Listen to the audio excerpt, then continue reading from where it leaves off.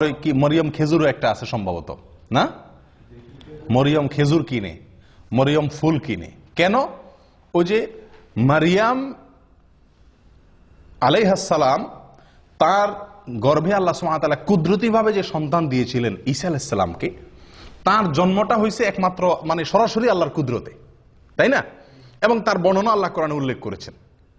তিনি গাছের সাথে হেলান দিয়ে বসেছিলেন, খেজুর গাছের সাথে।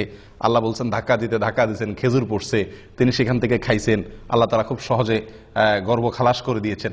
এখন এই ভালো সন্তান বা যাতে ভালোভাবে দুনিয়াতে আসে, সেজন্য মানুষ মরিয়ম ফুল কিনে, সেজন্য মানুষ ওই মরিয়ম খেজুর তালাশ করে। কোত্থেকে সেই মরিয়ম খেজুর? 2000 বছর আগের খেজুর গাছ এখন কোত্থেকে আসবে?